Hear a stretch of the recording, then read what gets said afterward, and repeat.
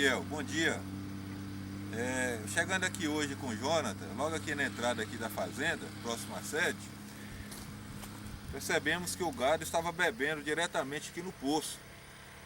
Só queria te dar uma dica, te dar uma orientação, que é melhor o gado beber no bebedouro, ao invés de beber diretamente no poço escavado no chão. Você, cada manga, cada divisão de pastagem, você instalar bebedouros com a água canalizada e cada bebedouro com a sua boia, para regular o fluxo e o nível da água. Por que isso? Quando o gado bebe diretamente no poço, no chão, é uma fonte de contaminação, os germes e outras bactérias. E isso dá um impacto negativo considerável na produção de leite e também na engorda dos animais, porque a verminose e outros germes impedem a melhor absorção dos minerais. O que vai acontecer? Uma incidência maior acima do normal de verminose, a tendência da produção de leite é diminuir e também a engorda dos animais ficar retardada, ficar prejudicada. Porque o animal ele defeca, ele urina nas proximidades do poço. Com a chuva e com as patas dos animais, contamina a água. E já a pesquisa da Embrapa, que já confirma que a água bebida diretamente no poço, ela tem uma temperatura mais fria e isso não é bom para o organismo do animal.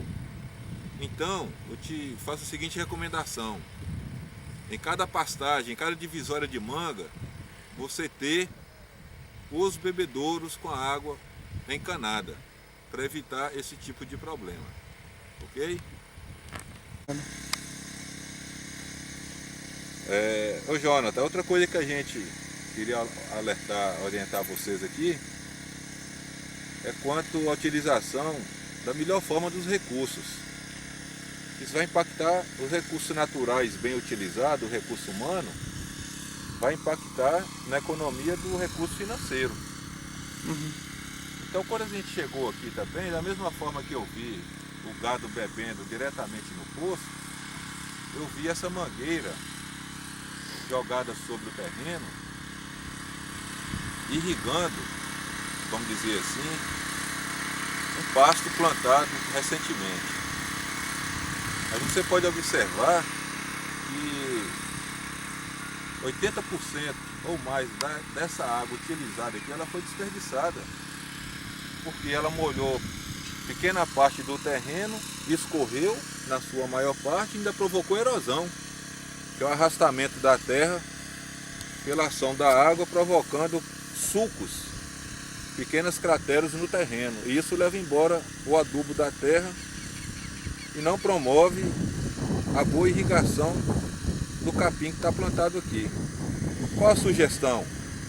Para bem aproveitar o recurso, é utilizar a própria mangueira que está ali, mas implantar nessa mangueira, adaptar nessa mangueira, como a área aqui é pequena, e me parece que foi cultivado o capim para proteger ao longo da estrada, até lá na entrada da fazenda, adaptar pequenos aspersores, aqueles usados para jardim, que tem uma vazão baixa, mas ele é muito eficiente, que usa bem o recurso água e ele cobre todo o terreno. Então você vai adquirir uns adaptadores nas lojas agropecuárias, os adaptadores para os aspersores de baixa vazão ou aqueles aspersores usados em jardins ou em pequenas hortas. Aí sim, a água que passar pela mangueira vai ser bem aproveitada, que toda a água utilizada vai cobrir o terreno e vai diminuir demais esse escorrimento, provocando erosão. Consequentemente, o recurso água e o recurso financeiro será melhor aproveitado. Gravando. Ezequiel, o Jonathan comentou que você pretende fazer uma tapagem aqui desse terreno com tela, para não deixar nascer nenhum tipo de vegetação. A meu ver, não é necessário esse trabalho que você quer fazer, porque nascer naturalmente aqui dificilmente vai nascer, porque a máquina tirou toda a camada fértil do terreno. Onde a gente está pisado aqui é uma terra fraca, sem vida para sustentar qualquer planta. Porém, na parte de cima, na pastagem, vai haver escorrimento em decorrência da ação da chuva. Então vai acumular terra boa aqui, vai trazer sementes e vai trazer algum material que vai favorecer a germinação de algum tipo de vegetação aqui, principalmente capim, porque acima tem pastagem. Qual a recomendação que eu faço? Que na parte de cima, todo o terreno que circula o terreiro, fazer valas para retirar a água da chuva, para impedir que a água da chuva escorra para dentro do terreno. Então, por cima, circulando todo o terreiro, fazer valas lá em cima para tirar a água da chuva. Aqui embaixo, já que você não quer que nasça nada, pode fazer o controle com herbicida, que é um produto utilizado na agricultura, que você aplica sobre as ervas, matando todas elas, inclusive as sementes. E depois aqui você pode fazer uma área de lazer, fazer um calçamento, colocar uma piscina, colocar uns quiosques, colocar uma churrasqueira, fazer uma área gramada para a criançada brincar, plantar algumas árvores para poder fazer uma área de sombreamento, entendeu? Então assim, fica a seu critério. Mas se você quer que não nasça nada, o herbicida é melhor do que essa ideia de colocar uma tela. Senão você vai ter, então melhor é fazer encimentar todo o terreno, já que você não quer nada, que um dia vai nascer, em decorrência do escorrimento da água de chuva que vai trazer sementes de pastagem. Então, por exemplo, assim, se colocar a tela, corre o risco de nascer por cima da tela ainda? Corre o risco sim, ué. Porque a tela está por baixo, vai descer negócio de cima para baixo, não cai em cima da tela. E o vento traz sementes, o vento, o passarinho traz a semente, a roupa, a botina do homem traz a semente, traz muda de capim grudado na sola da bota. Então, com o tempo, vai nascer alguma coisa. Ao passo que for nascendo, você pode aplicar aqui o herbicida, um Roundup, por exemplo, que mata tudo, o terreno fica limpo. Mas também você pode, além disso, você pode fazer uma área de lazer, colocar algumas árvores para fazer sombreamento, colocar uns banquinhos, fazer uma piscina, ou fazer um gramado. Melhor do que deixar o terreno totalmente desprotegido. Essa é a minha opinião. Bem, Ezequiel, a gente está aqui mais no meio da fazenda para o fundo, na parte mais baixa do fundo. E da outra vez que eu estive aqui, eu chamei a atenção do Zezé e do Jonathan, porque a gente percebe que as partes baixas, boa parte dela, não há mais a presença de pastagem, que seja aquela pastagem de qualidade. Está a presença de uma vegetação rasteira, sobretudo com grama. E essa grama, ela tem um valor nutricional muito baixo. O que a gente chama de grama de égua, grama de burro. É um material vegetativo muito pobre nutricionalmente. Então o que eu conversei com o Jonathan é que fizéssemos uma coleta da terra para mandar para o laboratório para poder nos dar parâmetros para a gente recomendar uma adubação. Uma adubação que antecede ao plantio, ou seja, preparar a terra para receber a semente. E isso é feito agora, nos meses de julho, agosto, para que possamos fazer as intervenções necessárias antes que inicie as chuvas. Ou seja, preparo do solo, aquisição de sementes e plantio. E eu tenho observado, muito embora estejamos na época da seca, as partes baixas estão com a vegetação muito raleadas. É até uma tendência natural do gado de leite, de pastejar. E raleadas significa? Ralas, né, baixas, com muito pastejada, com a capacidade de rebrota muito pequena. Isso até porque o gado de leite, ele opta e tem a aptidão de pastejar nas áreas planas mesmo, nas partes mais baixas. Eu te recomendaria, na medida do possível, fazer a análise da terra para nos dar parâmetro para a gente recomendar uma adubação se preciso for. Ou então, tão somente recomendar uma gramínea mais adequada para o tipo de terreno. Porque a terra ela enfraquece de acordo com o passar dos anos, que a boca da planta é a raiz. Se o capim se mantém desse terreno e a gente não repõe os nutrientes, a tendência desse capim, desse pasto, ir ficando fraco. Ele vai ficando fraco com o passar dos anos. Então é isso, é a gente aproveitar as partes agora na época da seca, as partes baixas da fazenda precisam ser replantadas, roçadas, limpas, tem que estar limpas, para quando começar a chover, o que for para rebrotar, rebrote num ambiente limpo, sem concorrência com outras Que nasce ervas. com mais facilidade. Como? Aí nasce com mais facilidade. Nasce com mais facilidade e com qualidade. Mas se assim você decidir, a análise da terra ela é de fundamental importância. Ela que vai nos dar parâmetros, que vai nos balizar, para a gente poder recomendar um capim, recomendar uma adubação se precisa. E qual é o preço da análise da terra mesmo? O valor? É. Hoje, uma análise simples de fertilidade custa R$30. De R$20 a R$30. Com mais uns R$18 de despesa de correio, vamos colocar aí, para cada análise que for feita, uma despesa hoje de R$40 a R$50. Mas aí aqui fazer quantas análises mais ou menos você acha? Só de uma área assim, dessa área aqui, né? Aí fazer dessa área aí, pronto, tem que fazer dessa área, tem que fazer dali da frente, fazer dali da frente, da frente. Para analisar a fertilidade dos solos, existem os critérios técnicos. A gente avalia as terras de baixa, de meia encosta e terras de alto.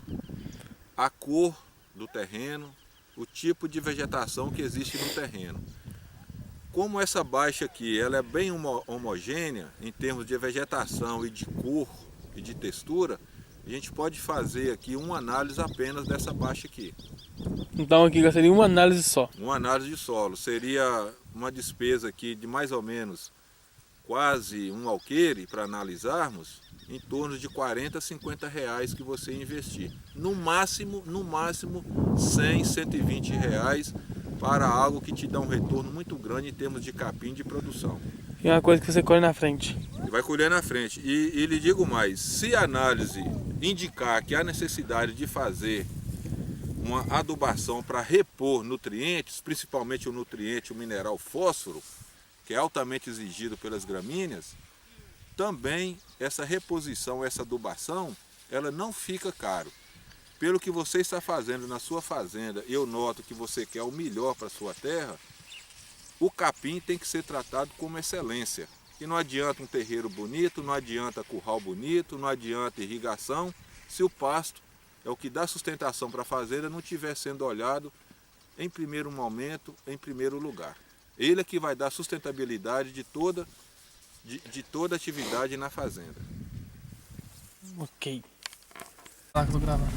A gente está passando aqui numa das partes mais altas, atrás da sede da casa, da fazenda, Ezequiel. A gente nota que tem muitas áreas que merecem ser replantadas. No momento aqui a gente vê o capim com uma boa capacidade de rebrota, mas não é a regra da propriedade. Tem que observar os pontos em que ele está baixo e fazer plantio, fazer recuperação da pastagem. Porque, como eu te disse anteriormente, se vai tirar leite, o pasto é o mais importante. O pasto e o gado. Né? Não adianta ter muita coisa se o principal, que é a comida, faltar.